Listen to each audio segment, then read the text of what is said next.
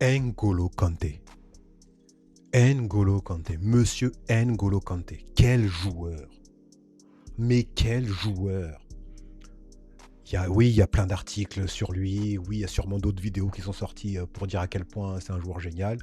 Et oui, une vidéo de plus sur N'Golo Kanté. Mais parce qu'il le mérite.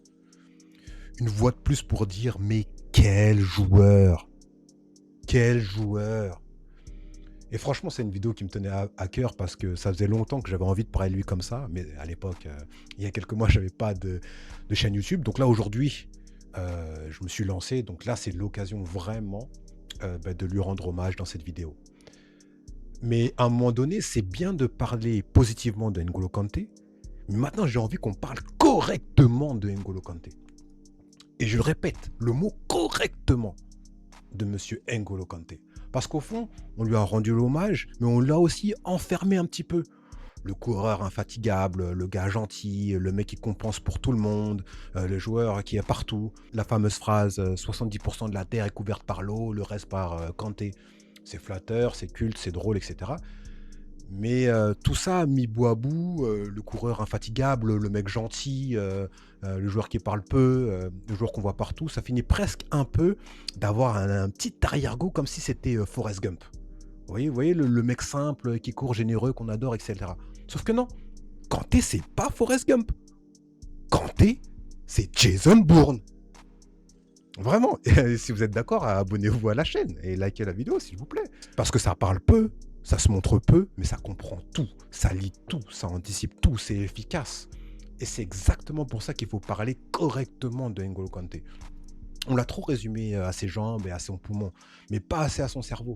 Parce que si Kanté récupère autant de ballons, s'il contre autant de frappes, s'il coupe autant de trajectoires, ce n'est pas parce qu'il court plus que les autres.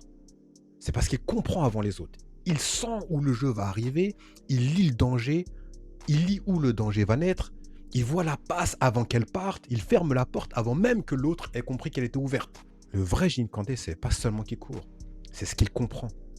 Et son physique hors norme, son moteur, sa capacité à répéter les efforts, tout ça ne fait que amplifier une intelligence de jeu exceptionnelle. C'est pour ça que je dis qu'il faut parler correctement de lui. Parce qu'on parle d'un immense récupérateur, oui, mais on parle surtout d'un maître tactique. Et à force de le résumer uniquement comme un coureur infatigable, on affecte son héritage footballistique. On a oublié ce qu'il représente à ce poste. On parle souvent du rôle de Makelele, et évidemment Makelele a parlé histoire, mais lui-même a dit il faut parler du poste de Kanté, parce que Kanté a encore poussé plus loin ce qu'on demande à un milieu de terrain. Pas seulement de défendre, de courir, mais comprendre, couvrir, corriger, équilibrer, anticiper. Et il y a un autre point qui est très important ici. Le danger pour l'équipe de France, ce n'est pas que Kanté baisse. Le danger, c'est que les autres lèvent le pied parce qu'il est là. Surtout à la perte de ballon, surtout dans les replis, surtout dans les efforts invisibles, etc.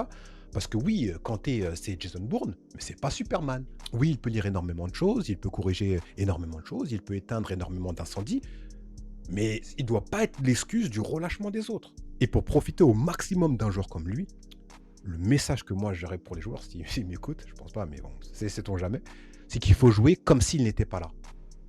Il faut courir, il faut fermer, il faut revenir, il faut faire les efforts, il faut être discipliné. Et là, oui, si les joueurs jouent comme ça, l'équipe de France deviendra imbattable. Parce qu'avec les joueurs qu'on a devant, ça va être une dinguerie. Parce que le vrai luxe avec un joueur comme T, ce n'est pas d'en faire moins. C'est d'essayer de faire tout ce qu'on a à faire et de laisser ses capacités, son intelligence transformer le reste. En plus de tout ça, maintenant, on va parler du personnage. Il faut réécouter ce que Kanté a dit après le match. Le mec, il revendique rien. Il ne dit pas je veux être titulaire, il ne dit pas ma place elle est évidente, il ne dit pas vous m'avez vu, je suis encore là, voilà, je suis au niveau. Non, tout ce qu'il dit, il dit ouais, moi je veux être dans le groupe, hein. Titulaire ou pas, je veux être dans le groupe. C'est presque irréel. Parce qu'un joueur de ce niveau-là, avec ce vécu-là, ce palmarès-là, cette prestation-là, il parle encore comme un petit jeune qui espère juste être pris. C'est fou. C'est absolument magnifique. Parce que normalement, la question, c'est pas est-ce qu'il doit être dans le groupe. Non, la vraie question, c'est ouais, on met Kanté, on met qui autour. C'est qui a le niveau de la discipline, qui a l'effort, qui a l'intelligence pour l'accompagner. qui pourrait être le nouveau Matuidi Pogba autour de lui. Des joueurs qui ne re-signent pas, qui font pas d'économie dans l'effort.